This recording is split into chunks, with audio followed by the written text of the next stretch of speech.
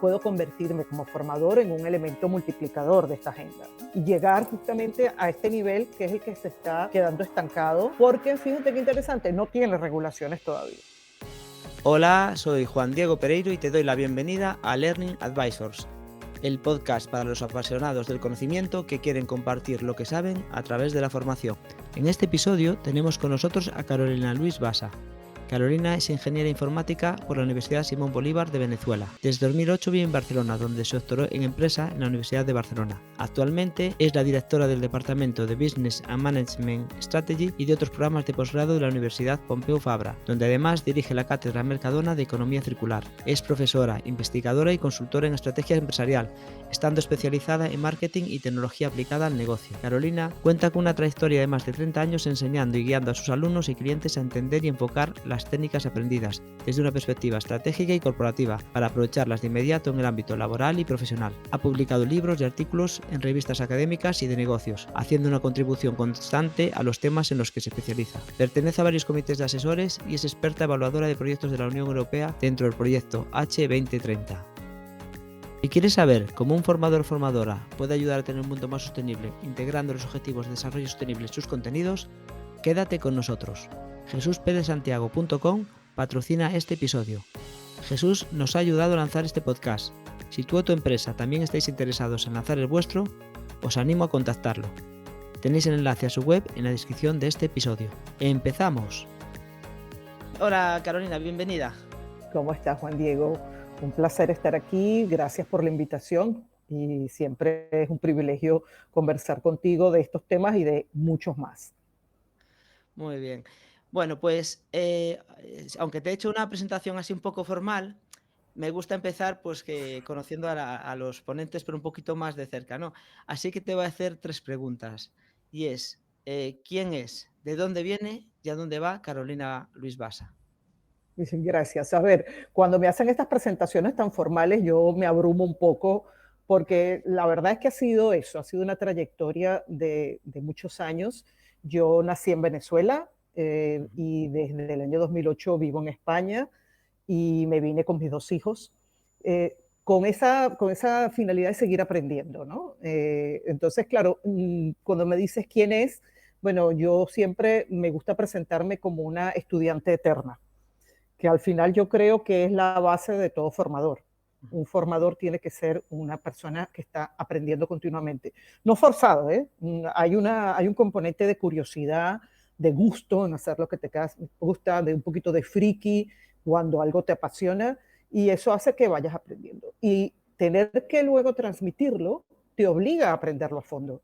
Por lo tanto, yo creo que soy una estudiante eterna desde que comencé con la ingeniería y me he ido reinventando en medio de esa curiosidad que comentaba hace un rato. Pues me ha gustado esto, pues voy por aquí, muy pendiente también de lo que está afuera pasando para aprovechar oportunidades o para satisfacer curiosidades. Entonces aprendo y me voy formando a lo largo del tiempo. ¿A dónde voy? Pues no lo sé, a donde los caminos vayan abriendo. Exactamente eso, a donde yo vea que hay una oportunidad de aprender, de reinventarme y de continuar el camino. Eso es lo que me gusta transmitir en este caso. Y mira, ya que eres siendo formadora, profesora en este caso, ¿no? Que es más formal por la universidad, Ujú. ¿cómo empezaste tú en el ámbito de la formación? O sea, qué te trajo? Muy gracioso y una anécdota muy personal, porque yo no sabía que me gustaba dar formación. Y cuando estaba embarazada de mi segundo hijo, que hoy en día tiene 31 años, o sea que ya nos damos una idea, los 2 chicos eran muy pequeñitos, muy juntitos, y yo tenía que regresar a trabajar a un trabajo que requería mucha mi presencia, y yo decidí renunciar. Nosotros teníamos en Venezuela, el padre de mis hijos y yo teníamos una empresa donde dábamos algún tipo de formación, más que todo apoyo, consultoría en temas de Ujú. tecnología, pero ya empezábamos a dar formación. Y yo comencé a montar un producto que en aquella época era pionero porque estaban comenzando los PCs, los ordenadores de Ujú. mesa. Y las empresas estaban incorporándolo a su día a día con todos los empleados, con todas las personas. Y los cursos de formación que había en ese momento, la oferta era una oferta costosa para las empresas, porque formar 2 personas está bien, pero formar 500, 1000 personas salía sumamente costoso. Y entonces montamos un producto donde yo aprendía las herramientas y las transmitía en la misma empresa. Entonces yo me convertí en una experta en Word, en Excel, en PowerPoint, en todas estas herramientas, y luego iba a la empresa con ordenadores de la empresa, con ejemplos de la empresa, pues entonces hacíamos la formación a los empleados, con lo cual todo el mundo ganaba. Sí, Y, sí. y, me, y me comencé a dar cuenta de cómo me gustaba la formación. Entonces allí comenzó el tema. Muy bien, No sé muy, si... muy Ujú, interesante. ujú. No Sí, hay mejor forma, aparte, empezaste aparte formando ya gente trabajadora, ya en el ámbito más laboral incluso, más en el no en ámbito lo mercantil. laboral, es que por eso yo me siento tan identificada con lo que hacéis, porque mi cuna es la formación para aplicar inmediato, es la Ujú. formación, vamos a decir, para el trabajo, para el día a día. Yo recuerdo que usábamos ejemplos de, por ejemplo, una carta que tenía que hacer alguna de las asistentes y la hacíamos y ella en la tarde pues ya la estaba entregando y ya estaba usando la herramienta, o sea, una aplicación directa No, para el trabajo. Yo directo. creo mucho en eso, en aprender para aplicar y para poder generar conocimiento, prosperidad, etcétera. La parte académica la tengo desde que me vine a España, desde el Ujú. 2008, porque yo era más Ajá. de eso, una formación más profesional, más enfocada a aprender haciendo.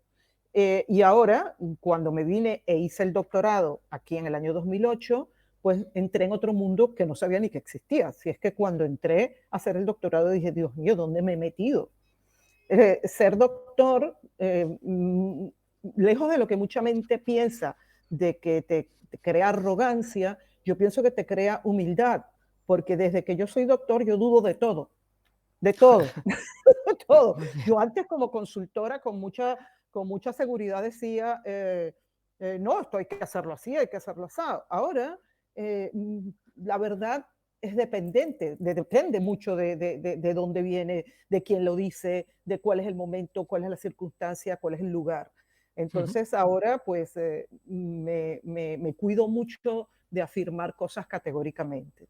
Pero Muy bien. efectivamente, la formación yo creo que debe tener el objetivo y todo formador debe saber que la idea es que eso se pueda aplicar y pueda ser útil para la persona que lo recibe. Muy bien. Esto último que acabas de decir va un poco en línea con el refrán este de que la ignorancia es muy atrevida, ¿no? Que a veces cuanto menos sabemos, más osados somos. Y en cambio, cuando vas especializándote es cuando empiezas a decir, uy, no todo es como yo Efectivamente, creo que. Sí, sí. efectivamente. Y no sé si tú me querías comentar algo más, pero ese puede ser un puente porque eh, yo siempre, cuando hice conciencia del mundo de lo que no sabes, porque uno sabe lo que sabe, y Mm, ese es un circulito que ya no es mío ni me lo voy a apropiar, eso ya es algo dicho. Uno sabe lo que sabe, pero también ujú, sabes lo que no sabes. Dices, "Oye, pues yo no sé japonés". Y entonces, si tienes interés en eso, sabes que te vas a meter a estudiar japonés o a aprender japonés. Pero es que una vez aprendes algo que tú sabías que no sabías, se abre otro mundo, otro que es camino. lo que no sabías que no sabías. Y Sí, aquello sí, es sí. infinito, Eterno. infinito. Puedes estar, por eso es que el aprendizaje es infinito, es maravilloso y nunca habrá tiempo suficiente para aprender todo lo que queremos aprender.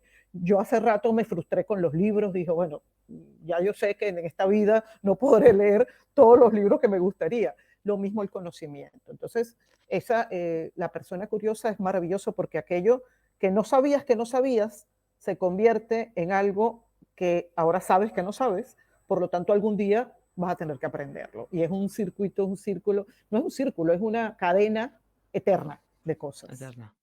Uh -huh. Eh, Más allá del rol de formadora, como dices, a ti te gusta aprender.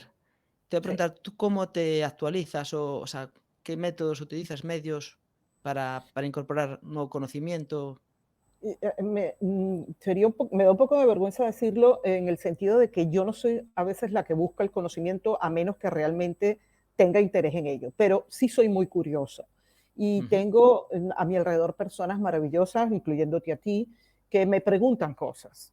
Y o bien, por ejemplo, mi pareja es muy curioso y me comenta cosas, yo le digo, no sabes la cantidad de cosas que me das para incorporar a lo que puedo usar como formador, Ujú. más lo que tengo que averiguar bien a ver qué pasa, porque sí que entramos muchas veces entre mis compañeros, mis amigos, mi pareja, en la discusión de dónde sacaste eso. Vuelvo a decirte, el tema de dudar de dónde vienen las cosas, ¿De y ahora dónde más viene? que nunca, ¿no? Más que Ah, nunca. de Entonces, ¿de dónde? ChatGPT, ¿no? Total, de eso ya lo hablaremos porque yo estoy encantada con el tema, sabiendo lo poderoso y lo potente que puede venir ¿Qué allí. es?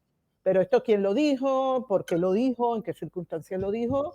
Y entonces acotar aquello, pero averiguar y poderlo decir con eso. Entonces, las fuentes que tengo son unas fuentes de mucha curiosidad, de estar todo, yo tengo, por ejemplo, abiertos varios medios con sus respectivos bemoles que me notifican de cosas que están Ujú, ocurriendo y luego esta conversa continua. ¿Sabes quiénes son mis principales generadores de curiosidad? Mis ujú. estudiantes, mis mismos estudiantes. Muy Porque bien. como llevo muchos trabajos de fin de grado, trabajos de fin de máster, ellos a veces me plantean el tema que quieren trabajar. Y yo les digo, ay, muy súper interesante. Hubo una hace poco que me estaba planteando el metaverso en la moda de lujo. ¿Cómo puede eso afectar positivo o negativamente la industria del lujo? ¿Y Ujú. cómo puede aprovecharlo? Yo decía, mira tú. Y la muchacha el grupo se ha lanzado un proyecto interesantísimo que iba alrededor en algo que ni se me ocurría a mí que podía entrar. Entonces, claro, yo los guío con la parte rigurosa, etcétera, pero aprendo mucho, mucho, mucho con ellos. No sabes cómo. Muy bien. O sea, no sé si sería adecuado o no, pero a lo mejor podemos decir que un aprendizaje reactivo. O sea, hay algo que te Sí, activa y tú, en base a eso, sí, aprendes. sí. Hay cosas que siempre tengo yo curiosidad natural y que me gustan y que sigo buscando, pero Sí. hay cosas que se me presentan y entonces he tenido la suerte en muchos casos de que se juntan, es como un tejido, se junta con lo que me gusta, con lo cual entonces voy haciendo como un conocimiento ampliado de lo que me gusta con lo nuevo que aprendo. Ujú, Entonces, de hecho, cuando me especialicé en la en el doctorado y vine a España a hacer el doctorado, yo decidí irme por la rama del marketing. Fíjate qué interesante, por la rama del marketing, yo un ingeniero, pero no fue casual que me fuera por la rama del marketing. Me fui por la rama del marketing relacional, es decir, del marketing de relaciones con los clientes, que tiene mucho que ver con las bases de datos. Y las bases de ujú. datos vienen de lo que yo aprendí en informática. Con lo cual, todo el hilo conductor era maravilloso porque vas aprovechando lo que sabes para lo nuevo que aprendes. Ujú. Y yo creo que eso te va haciendo un conocimiento muy coherente también, no te desvía, porque entonces te va haciendo caminos naturales y coherentes que también te ayudan a tener pues, no sé, un conocimiento mejor basado, mejor fundamentado, quizá, Sí, sí. ¿verdad? Yo creo que sí, porque muchas veces pecamos de que estamos solos en nuestra parte de ingeniería, en nuestra parte más humanista, y no hacemos la unión de todo, que al final la realidad es una Sí, mezcla de todo eso, ¿no? es una Y mezcla. bueno, está. Y fíjate que marketing, que fui a marketing también de una manera casual, lógica, era porque en mi vida de emprendedora, con la empresa que tenía de formación, yo aprendí a vender. Ujú, Aprendí a vender, aprendí la importancia de tener un cliente, sobre todo era un servicio muy enfocado a lo postventa, porque una vez que tú compras el ordenador, después es que te llaman cómo funciona esto, cómo sirve esto. Entonces, muy enfocado. Y marketing es maravilloso. Cuando decidí venir a España y enfocarme en marketing, primero en el 2008, créanlo o no, marketing estaba bastante crudo, sí. bastante crudo. La parte relacional, ni te cuento, las empresas muy enfocadas más a la adquisición que a la retención, más Ujú, adquirir clientes Y yo dije, maravilloso, aquí hay oportunidades como no les cuento. Y marketing es preciosa porque está en la mitad entre las ciencias sociales y las ciencias económicas. Tiene mucho de comportamiento del consumidor, psicología, comunicación, pero también un marketing aplicado a la empresa, tiene mucho de economía, de contabilidad, de finanzas, de fijación de precios, etcétera. Por lo tanto, sí, está en los dos mundos. Ya. Muy bien. Bueno, ya sé que contigo, y nos pasó también hace 2 años en el Congreso, podríamos tratar muchos temas, entre ellos el marketing, que sé que te apasiona, Sí, pero hoy quiero que centremos un poco el tiro en la parte de sostenibilidad, economía circular, ODS, que son los Objetivos de Desarrollo Sostenible. Porque, o correcto. sea, desde mi punto de vista, o sea, creo, o sea, los ODS desde hace años ya, desde el punto de vista formal, político, están presentes en todos los aspectos de la vida, marcan las estrategias de los países para los próximos años y como docentes, formadores, personas que estamos en contacto con mucha gente, que transmitimos conocimientos, mi visión es que, siendo algo transversal, somos una parte muy importante para que esos objetivos y eso, bueno, esa mentalidad de sostenibilidad y eso, pues llegue y vaya penetrando en la sociedad, ¿no? Sí, señor. Y quiero un poco que centremos por ahí el tiro. Y lo Sí, primero que te voy a preguntar, porque quizás no todo el mundo lo tiene claro, a veces escuchamos cosas en la prensa, leemos a lo mejor algo rápido y nos hacemos una idea, pero no sabemos realmente qué es cada cosa. Y ujú, lo primero que te quería preguntar es que nos digas qué son los ODS, de dónde vienen un poco, claro. que los pongas en contexto. Claro, sí, haciendo el puente también con esto, ¿qué ocurre si uno de nuestros estudiantes nos pregunta qué son los ODS, como me estás preguntando tú a mí? Y siempre yo digo que uno tiene que darse la potestad de decir no sé. Puedes decir no sé, voy a averiguar, o para mañana en la próxima clase me averiguáis todos de qué va.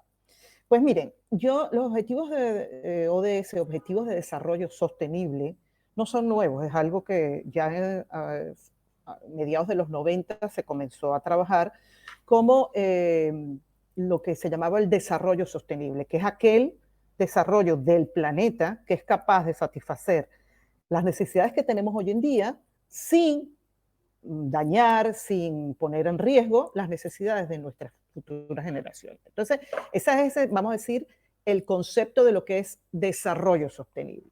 Y para lograr eso, es decir, no dañar el futuro, en el año 2015, 25 países, 193 países firmaron un acuerdo de desarrollo sostenible Ujú, en la Organización de Naciones Unidas, en una asamblea general que se hizo el 25 de septiembre del 2015. Y este acuerdo al que se llegó lo llamaron la Agenda de Desarrollo Sostenible 2030. Que cuidado, estaba el 2020 y ahora estamos al 2030. ujú, ¿Qué es entonces? Son objetivos que vamos a cumplir, es un plan de acción a favor del planeta que lo que está buscando es un buen planeta con las personas y prosperidad para las personas. ¿Okay? Estos años lo que tenemos que lograr son tres grandes metas. Lucha contra lo que es la desigualdad y la injusticia, ujú, poner fin a la pobreza extrema y cambiar el cambio climático, aplacar un poco el cambio climático. Entonces, ¿qué se hicieron? Se propusieron 17 objetivos. 17 ujú. objetivos que no sé si nos da para hablar de cada uno, pero son 17 objetivos bajo este marco. 17 objetivos que están bajo la lucha contra la desigualdad y la injusticia, poner fin a la pobreza extrema y aplacar el cambio climático.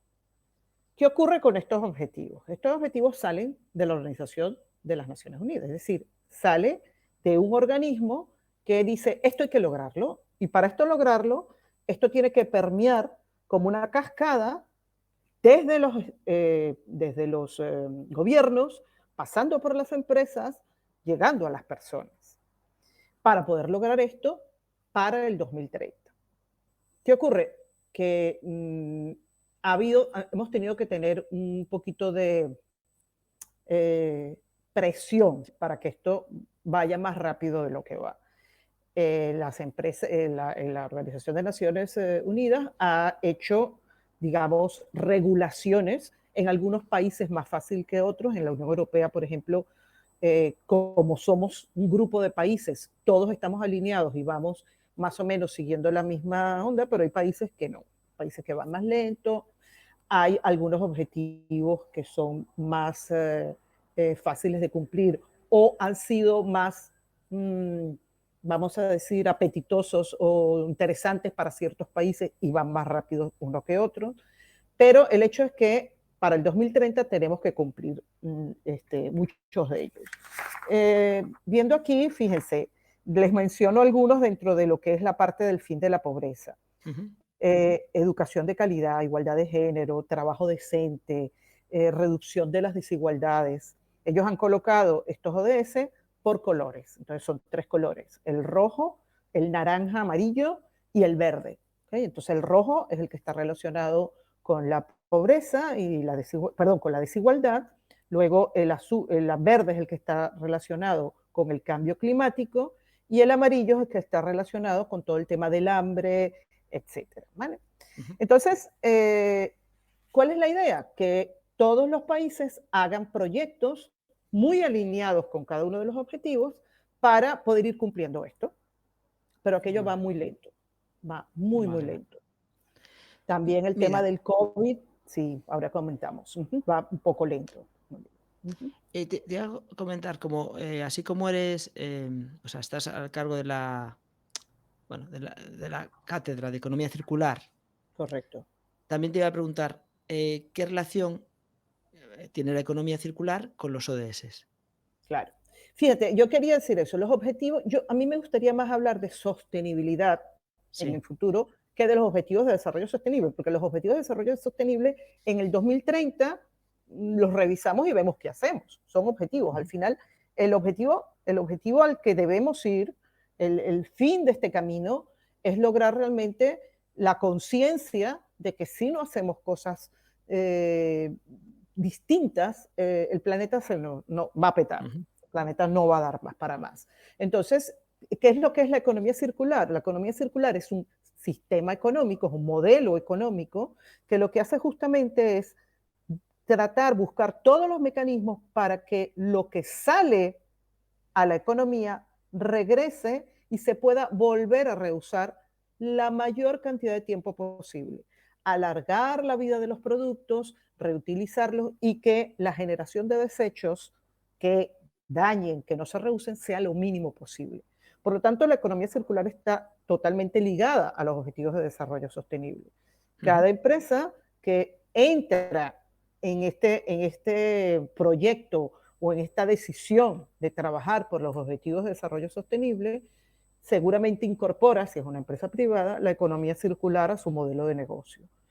Y es interesante porque entonces comienzas desde el principio, desde el momento en que concibes un proyecto, un producto, ya desde ese momento lo concibes para que regrese y se pueda reusar. Entonces, en el diseño, en la logística, en todas estas cosas. ¿Vale? Me preguntarás, no sé, qué tiene que ver esto con los formadores, ¿verdad? Claro, yo lo que tenía es, o sea, la pregunta realmente es un poco por qué es importante que un formador integre los ODS. Como bien dices, o sea, estoy de acuerdo que el objetivo no es el ODS. El ODS yo creo que es una forma de materializar y de como objetivo ayudarnos a seguir algo durante un tiempo que después podemos medir. Si decimos sostenibilidad de forma general, sería difícil pues aplicar medidas o tal para y medirlas, ¿no? Y los ODS están, bueno, ahora son importantes por muchas razones, incluso si vamos a la parte estratégica, porque los gobiernos, las personas, las empresas, cuando presentamos proyectos, muchas veces los ODS están presentes y te pueden puntuar en función de que pues, implique la ejecución, o sea, la realización de algún ODS, o sea, después hay cuestiones marketingianas que ahora no vamos a meter, ¿no? De que también es pues yo digo, oye, yo es que ayudo a la igualdad y no sé qué, mis proyectos, pero bueno, eso no entramos. El tema es eso, ¿por qué es importante o crees que es importante que los formadores integren sus ODS en sus contenidos? Me refiero, puede ser en la parte escrita, en la parte oral, en sus exposiciones. Sí, empezaría por esa pregunta. Tengo después más. Sí, fíjate, esto no se va a lograr si no participa la sociedad. Las empresas pueden estar allí muchas veces presionadas y es interesante porque cuando en la parte de economía circular le pongo mucho foco a la parte empresarial, ¿no? Cómo están con la cantidad de regulaciones, leyes, etcétera. Y las empresas son en cierta forma como promotoras de consumo, estamos hablando de empresas privadas, también tienen una responsabilidad en formar, ¿okay? Es decir, informar. Pero el formador, el que transmite algún tipo de conocimiento, también tiene la responsabilidad de estar bien claro de qué va este tema. En particular, hay un ODS, hay uno de los ODS, el número 4, que es el de educación y calidad. Afortunadamente, te reirás, es uno de los que más avanzados va. Para el 2021 ya llevaba un 93%, digamos, de lo que eran los niños formados, la parte de formación en niños. Pero independiente de que ese sea y podamos nosotros aparaguarnos de debajo de ese ODS, también nosotros podemos transmitir dentro de nuestras especialidades alguno y alinearnos con alguno de los ODS que estamos trabajando hoy en día. De manera que primero la gente se entere de qué va esto, ¿okay? Y entonces haga conciencia de por qué se está haciendo esto. Esto no es un capricho, esto no es responsabilidad de los gobiernos, de manera de sentarme yo y esperar que hagan cosas, sino es que si yo no participo, esto no camina y no avanza. Por lo tanto, como formadores tenemos la oportunidad de impulsar y primero de que la gente se entere de qué va, de que la gente haga conciencia de qué pasa si no hacemos algo. Y en tercer lugar, para invitarlos a que lo hagas de la manera más cómoda, es decir, más lógica y coherente con las cosas que tú haces. Entonces, escoge uno de esos ODS para trabajar. Vete por esa línea. Una de las cosas que hemos visto dentro de los estudios que estamos haciendo en la cátedra sobre economía circular es la lamentable indiferencia de 2/3 de la población con los temas de sostenibilidad. Fíjense, una buena noticia, hay 1/3 que está no solamente enterada, sino muy comprometida. Recuerden que ya los millennials están tomando decisiones, están tomando cargos de decisión y la generación Z ya viene detrás también, incorporándose al proceso productivo. Y ellos vienen con ese tema muy en el tuétano para hacer conciencia, etcétera. A veces demasiado, vamos a decir, escandaloso para mi gusto, porque una cosa es gritar y otra cosa es ser consciente y cómo lo hacemos, pero vienen sensibilizados ya desde la escuela de ese tema. Pero nosotros como formadores debemos asegurarnos de que nuestro público, que no necesariamente es un público millennial o joven, sino al contrario, como formadores podemos estar formando adultos. ¿Cómo hacerlos conscientes de que esto está ocurriendo? Y de que si nosotros no nos incorporamos a esto, esto no va a llegar a nada. Era increíble, hubo como contrastes dentro de lo que nos esperábamos. Cuando hicimos un estudio sobre quién reciclaba más en España, un estudio que hicimos a nivel nacional, ¿cuál fue nuestra sorpresa? Esperando que iban a salir los millennials, como los de la banderita, pues no, las personas mayores de 50 años son las que reciclan. Y entonces aquí viene una dicotomía interesante, porque si bien nosotros nacimos boomer, por lo menos yo soy de la generación boomer, es decir, la generación de los 60, donde nos enseñaron, yo sobre todo yo que vengo de América, ¿no? Usar y tirar, consumismo, usar y tirar. Nosotros venimos con ese modelo. Mis hijos, cuando hace 5 años yo no tenía esto consciente, me dijeron, mamá, es que tú tiras todo, tienes que reciclar. Y yo, por favor, es que me daba pereza hacerlo. Hasta que me di cuenta de la importancia o de lo interesante que es el que yo participe en esto. Y no es nuevo tampoco, Juan Diego. Nosotros lo hemos hecho toda la vida. Nuestras abuelas destejían los suéteres y los volvían a tejer para aprovechar la lana. Simplemente la conciencia. Y como formadores, nosotros podemos traer al tapete eso para que nuestros estudiantes, las personas de las que estamos formando, hagan conciencia. Entonces vamos a ser unos transmisores y unos impulsadores también de que esto pase. Por eso yo creo que es importante que como formador lo hagamos. ¿Okay? Después podemos hablar de los proyectos y cómo pueden ellos incorporarlo a sus metodologías.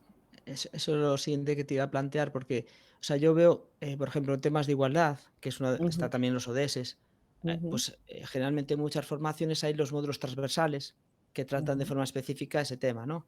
Aunque yo soy de los que al final está bien tratarlo específicamente, pero creo que a veces debiera penetrar de forma transversal a toda la formación, no al contenido. Y Correcto. en el caso de los ODS, que un poco sería el cómo, yo también creo que, o sea, a veces, bueno, claro, un formador, vamos, una persona que forma en el ámbito laboral puede formar tanto, pues, dando una clase de Word, como dijiste tú en tus inicios, como en un taller Ujú, con ujú, soldadura, tal. Y claro, puede parecer que si pensamos en sostenibilidad, la parte de oficio es más obvio, ¿no? Pues el reducir energía, no ujú, sé qué, los ujú, residuos, tal, pero puede parecer que en una parte más técnica o tecnológica que no hay, como que yo no puedo hacerlo, solo tiene que hacer otro.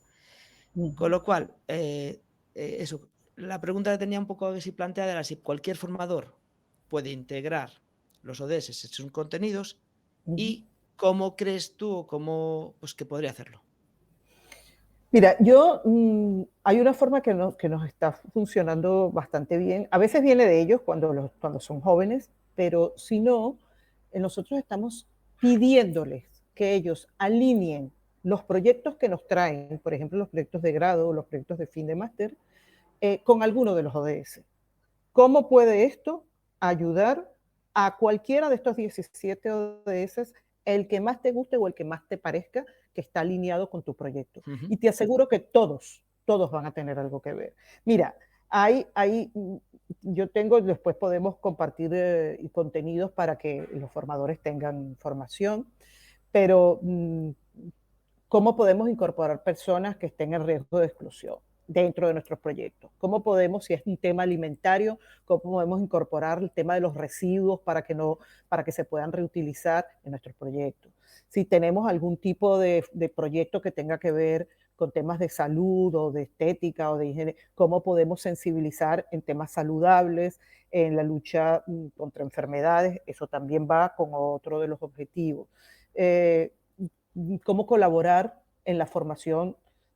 Tu proyecto puede ser un proyecto que se replique en formar personas, en enseñar a personas, en Ujú. integrar personas con discapacidades o con algún tipo de, de cuestión distinta.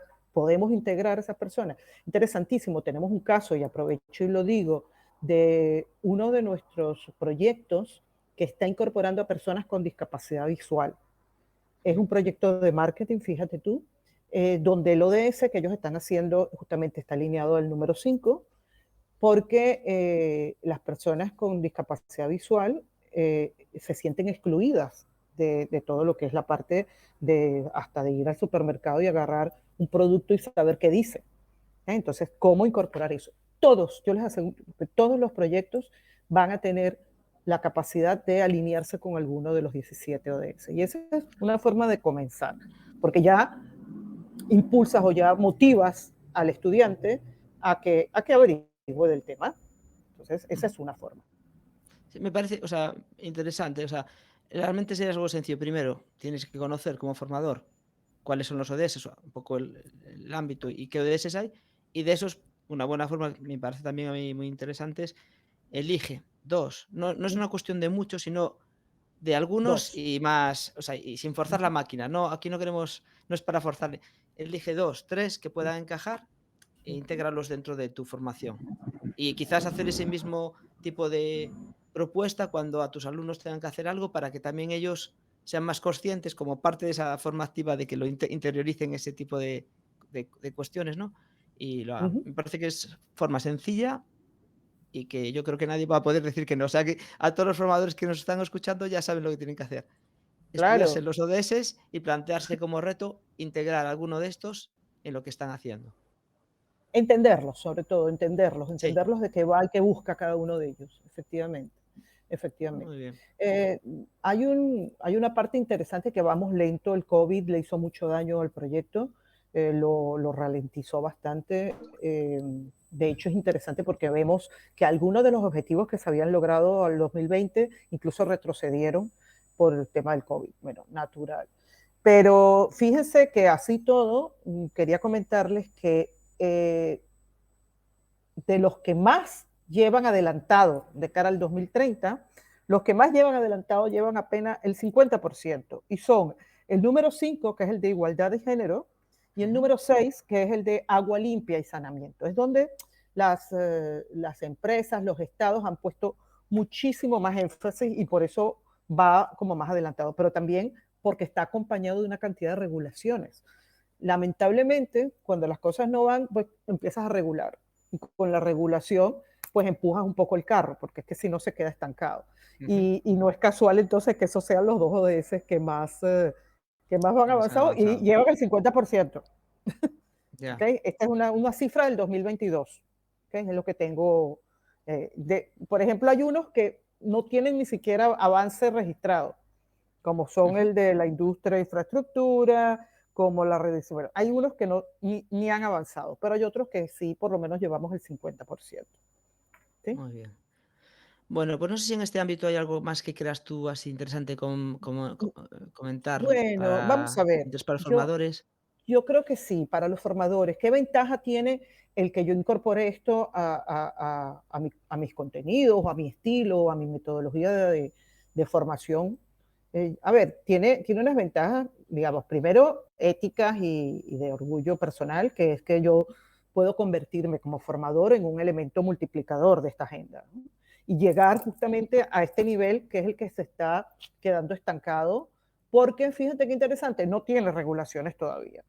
Yo creo que en el momento que, por ejemplo, multemos o penalicemos el hecho de que tú no recicles o reclasifiques bien las cosas, la cosa se va a mover un poco más, pero no está pasando. Entonces, convertirnos en elementos multiplicadores de esta Agenda 2030. Por otra parte, yo puedo meter esto como un elemento diferenciador a mi marca personal o a mi empresa de formación. Ujú. O sea, soy una empresa Me- que entiende de qué va, ya no se está convirtiendo en un diferenciador, pero casi se está convirtiendo en una exigencia que poco a poco va a estar presente. Así que vamos a adelantarnos a eso, ¿no? Ujú. También yo puedo especializarme en los ODS. Hay incluso una certificación como especialista en ODS que podríamos tener como formadores, que nunca viene mal y que también Ujú. sería parte de nuestra marca personal. O sea, yo pienso que son más las ventajas que las desventajas que viene para un formador. Yo creo que le vendría muy bien. Muy bien. Pues me quedo con todas, o sea, me parecen todas interesantes. Y aparte, hago hincapié en la parte que tiene que ver lo que dices tú, que a veces ya es un requisito, que todo lo que tiene que ver con lo público, que hay fondos públicos por medio, generalmente ya valora directamente la integración o tal de los ODS dentro de la solicitud o Correcto, de la ejecución. Con lo cual, correcto. eso, ya va más casi dentro de esas exigencias que es la forma de hacerlo o de valorarlo, por lo menos si no en Ujú, negativo, si en ujú. positivo que alguien lo integre, pues Así es. también ayuda a que vayan para adelante. Hay dos Bueno, cosas. pues Las sí, licitaciones, exacto, que tú vendías, perdón que te complete esto, las licitaciones que están incorporando todo esto y todas las memorias corporativas y todo lo que es la memoria tiene que estar ahora también dando información de cómo lo están trabajando. bueno, o Ujú. sea que un formador que quiera decir, presumir de estar a la última, que quiera aportar a cualquier empresa, el estar al tanto de esto, lo va a diferenciar, por lo Sí, menos señor, por ahora. Muy por bien. ahora. Ujú. Bueno, pues, cerramos un poquito la parte ya del ODS y nos vamos a algo muy práctico que pregunto a todos los que pasáis por aquí.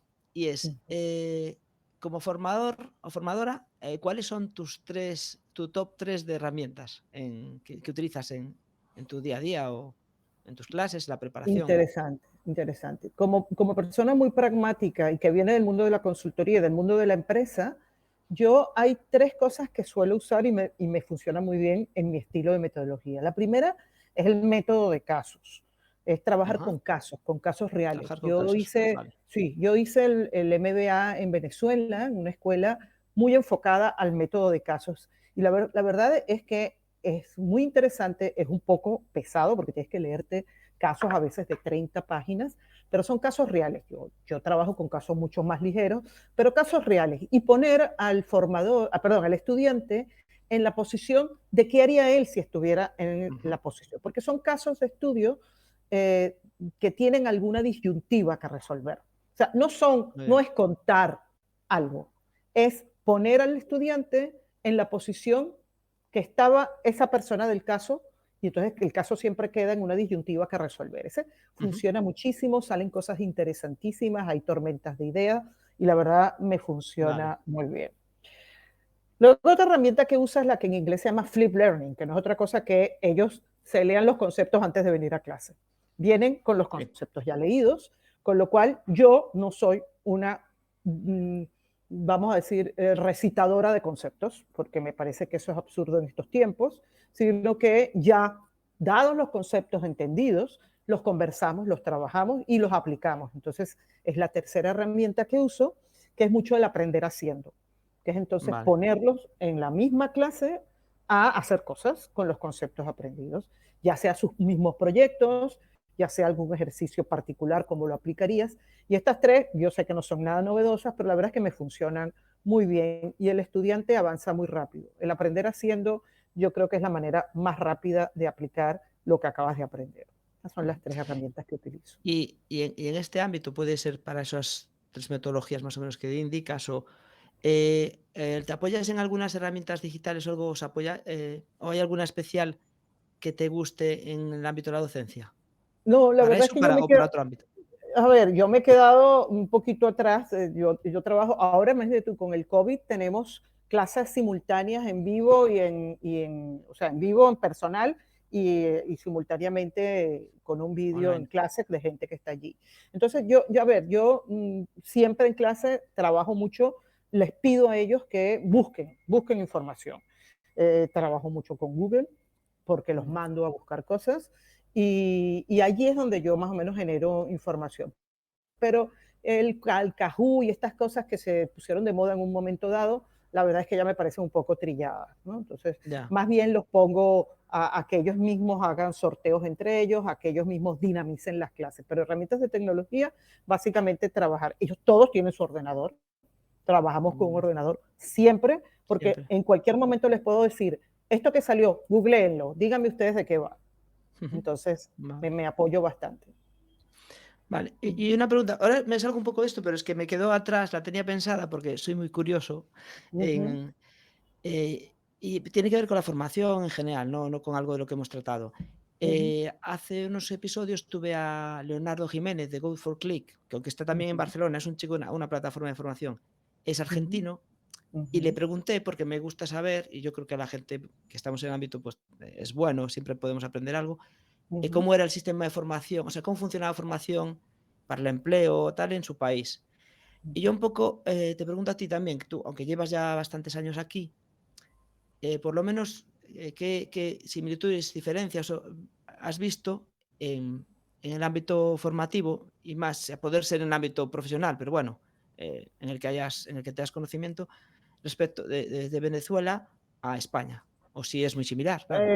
A ver, yo tengo ya 15 años acá, y la verdad es que las cosas han cambiado mucho de cuando yo estaba en la parte empresarial y profesional, y Mm, yo te voy a hablar de lo que yo vi hasta que me vine.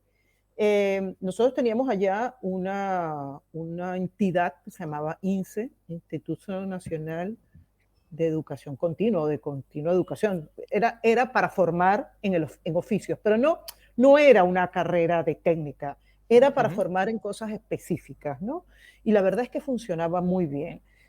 Primero porque le daba a las empresas, digamos, créditos por tener personas que trabajaran, hicieran práctica en sus empresas, que vinieran del INSE, que era una academia realmente, y luego porque estimulaba a las empresas también a enviar a sus personas a hacer formación muy aplicada. Entonces, eso funcionó bastante bien. La verdad es que te mentiría si sé si continúa o no, ujú. pero era una manera de incorporar todo lo que es la formación profesional más aplicada o más formación continua al día a día de las empresas. Y funcionaba bastante bien. Vale, vale. Las Ujú, empresas, en su momento allí había, bueno, te suena el Fundae, el SEPE, ujú, que aquí, pues las ujú, empresas tienen un crédito para poder gastar, o correcto. que hoy que hay formación pública gratuita, o sea, subvencionada Ujú. por esas entidades, para que los trabajadores puedan hacer cursos gratuitos, ¿no? ¿Había algo similar en La Venezuela? formación pública, la verdad es que no sé si ahora la tienen más activa, probablemente sí, probablemente allá con las plataformas. Ya recuerdo que teníamos unas plataformas que estaban comenzando a tener este tipo de formación, pero la verdad es que se basaba mucho en la parte privada. Las empresas trabajaban mucho con la Vale. parte privada. Mm, Cuando tú querías como persona buscar formación, o te ibas a alguna entidad pública o te ibas al INSE. ¿okay? Que era una de las cuestiones. Pero la parte ya de formación al empleado, por lo menos en la época que yo estaba muy basada en la empresa privada, Vale, vale. en academias que formaban a los empleados. Leonardo más o menos también me comentó que en Argentina, o sea, si querías formación tenías que buscarte la vida, o sea, que también entiendo más Ujú. vinculada a la parte privada, que no había tanto apoyo Sí, público. sí, sí. Por lo menos no sé cómo está ahora, pero en aquella Sí, época sí. De hecho, en aquella yo época. tenía una empresa de formación privada, como te comento, que tenía una parte de consultoría y una parte de formación, muy enfocada a la parte de herramientas tecnológicas, pero era privada. Vale, Entonces sí, se trabajaba más o menos así. muy bien. Bueno, pues llegamos ya a la parte final del podcast, del episodio, y Ujú. nos vamos a lo que digo, la bola mágica, a ver si damos con algún adivino entre vosotros. Uf, Te quería preguntar un poco dónde crees tú o dónde ves la formación, pues en un periodo de 5 años, si crees que cambiará mucho, si, bueno, ¿qué crees que o sea, pasará? yo creo que estamos presenciando, y te lo deben estar diciendo todos tus invitados, un momento maravilloso de transición interesantísima con la llegada del chat GPT. Veo, como he visto en tantas ocasiones, porque eso le da a uno tener muchas tablas en la vida, ver tantos cambios, y cuando estás en tecnología más, ver tantos cambios y tantas personas ponerse las manos en la cabeza del horror, de, esto va a acabar el mundo, no, esto no va a poder ser. Con decirte que yo, ya voy diciendo mi edad, yo estaba en la universidad, yo estaba en bachillerato, cuando salieron al público las calculadoras. Y sé de Ujú. profesores que hicieron huelga de que cómo se va a dejar usar la calculadora, qué locura. Eso es absurdo porque eso es indetenible, no se puede detener. El ser humano tiene que saber el concepto, saber sumar, debe saberlo, pero luego la herramienta como lo consigues, la puedes aprovechar. Yo lo que veo es que lo que viene es un estudiante que debe aprender a preguntar, no a saber conceptos. Debemos transformarnos como formadores e enseñar a nuestros estudiantes a hacer preguntas lógicas y coherentes. Y además tener los criterios para que las respuestas que consigamos, si es con esta herramienta o con las que vendrán, nos puedan dar que eso que está diciendo tiene una evidencia realmente soportada, rigurosa, en la cual yo me puedo basar. Por lo tanto, yo creo que lo que viene es aprender a hacer preguntas correctas, a analizar las respuestas. Mira, fue graciosísimo. Yo hace unos días, en la semana pasada, dije, estoy encantada con el chat GPT, sabiendo que todavía estamos crudos, ¿no? Le pregunté que quién era Carolina Luis Baza. Y le pregunté, ¿quién es Carolina Luis Baza? Y el chat GPT, muy seguro él, me contestó que Carolina Luis Baza era una directora de orquesta que estaba muy enfocada en la música y que era española. Y resulta que esta es mi hermana, que es directora de orquesta. Y armó aquel pastel y aquel pasticho. Y si hubiese sido otra cosa, yo agarro aquello, lo pongo como si fuera verdad. Entonces, por favor, tenemos todavía nuestro criterio de leer aquello y validar las fuentes de donde llegó aquello, porque hay chat GPTs que te traen la fuente de donde lo sacó. Ujú. Y recordar que las fuentes son. Entonces yo creo que enseñar a hacer preguntas inteligentes, rigurosas, perdón, coherentes, enseñar a leer la respuesta buscando las evidencias coherentes y yo creía que esas son las dos cosas. Y es probable que, y ahí sí que me cuesta todavía visualizarlo, es probable, Juan Diego, que volvamos a las evaluaciones orales. Claro. Eso lo te iba a preguntar eso Sí, mismo, o sea, sí. he visto en la prensa, bueno, varias noticias en la cual, pues, sobre todo el procesos universitarios en general, pues, que es lo que más Así es. he visto en ese aspecto, pues, que Uh -huh, decían que ahora cómo iban a evaluar, porque claro, uh -huh. piensa que este es un ámbito en el que tiene el ordenador siempre Claro. el alumno, que no sé, Porque que es mira, normal, ¿no? ¿Y claro. cómo van a evaluar que no se va a poder? Y claro, yo te iba a preguntar, ¿cómo lo haría? ¿O cómo lo haces tú? ¿Cómo lo vas a hacer? Mira, nuevamente, las escuelas, las universidades, las escuelas están un poco como cuando levantas una piedra y hay un hormiguero, ¿no? Sin saber mucho qué hacer todavía, como no te voy a decir que como pollo sin cabeza, porque no es así, pero sí un poco inquietas porque, ¿qué hacemos con esto? Nosotros hemos tenido a nivel académico una herramienta que detecta los plagios. Plagios porque hay que reconocer que el autor es el autor y el autor quiere tener, digamos, su reconocimiento como la persona que lo dio.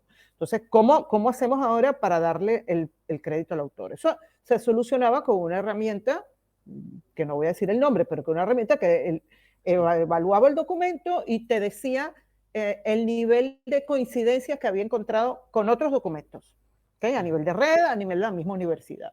Y eso te podía dar entonces una alarma para tú poner el foco al trabajo y ver si el estudiante había referenciado correctamente o no, y te obligaba a tener un rigor de documentación.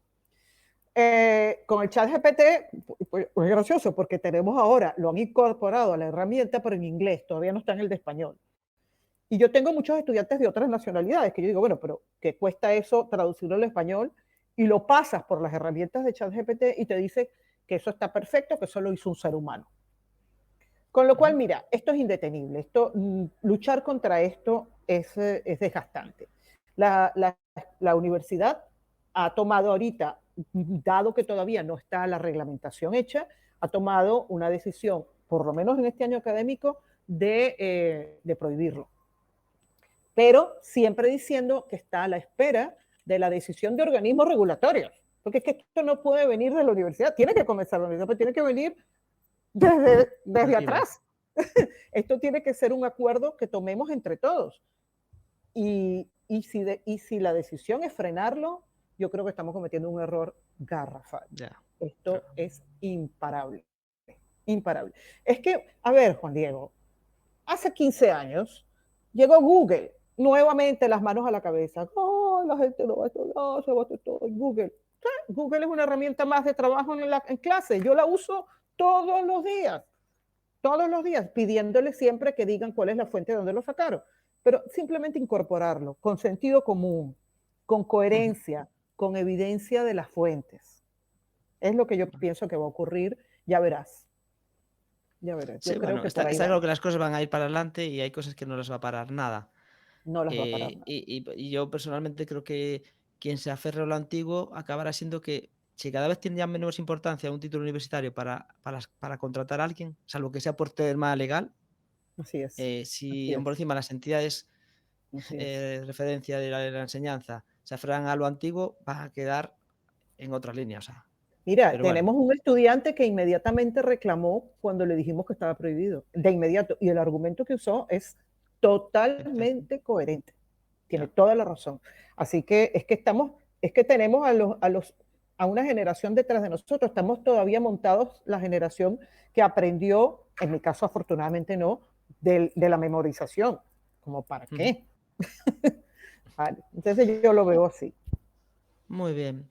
Bueno, pues yo creo que he pasado un rato muy entretenido contigo. Yo creo que de aquí los formadores, espero que lo primero que saque el concepto que son multiplicadores para llevar más allá pues el concepto de sostenibilidad y las acciones que nos hacen falta para que podamos conservar nuestro planeta y también actuar en otros ámbitos de igualdad, ¿no? Y cuestiones de justicia general. Y nada, agradecerte que hayas venido. Y te quería decir un poco que nos indiques dónde te puede encontrar alguien que quiera saber más Mira, de a ver, yo ti. de la parte profesional siempre mi cuenta de LinkedIn está a vuestra disposición. Allí me podréis contactar cada vez que queráis. Es Carolina Luis, Carolina Luis en LinkedIn. También me podéis contactar por el correo electrónico si queréis, carolinaluis@gmail.com y allí con todo gusto os responderé. Tengo también la cuenta de la universidad, pero yo creo que también podemos ponerla de la universidad. Juan Diego, lo que tú digas. En la propia, no en los donde se escucha el podcast, ahí no estarán los datos de contacto, pero sí en learningadvisors.es, en la web específica del podcast, está el perfil, estará tu perfil con los datos también de LinkedIn. El correo no sé si es público o no, pero bueno, que una vez que tienes LinkedIn es que ya tienes el contacto contigo. Yo también creo que es la Sí. mejor forma. Interesante también que visitéis la página de la cátedra. porque Ajá, hay cosas muy interesantes allí que puede. Esta es una cátedra que está muy enfocada al sector agroalimentario y sobre todo de la distribución, porque son los supermercados. Una mm, cátedra que solicitó la gente de Mercadona para poder hacer investigación sobre el tema. Pero muchas cosas muy interesantes. La página de la cátedra se llama Cátedra Mercadona de Economía Circular de la Universidad Pompeu Fabra. Allí pueden vale. también tener información interesante. Incluiré luego ese link y si tienes alguno que te pediré, a lo mejor de forma general para que un formador, esa Ujú, labor que decimos de que conozca a fondo los ODS en la que se ujú, puede informar, claro me que la has sí. de pasar y la comparto en la descripción del Genial, episodio. genial. Pues muchas gracias, Carolina. Como Muchas siempre, un gracias. placer contar contigo y bueno, estoy seguro que va a ser muy interesante para todos los que nos escuchen. Así es. Muchísimas gracias, Juan Diego, por la invitación. Venga, un saludo. Chao. ¿Quieres mejorar como formador o formadora y crecer profesionalmente? Inscríbete en la newsletter de wekab.com, wekab.com. Gracias por escucharnos y que la formación te acompañe.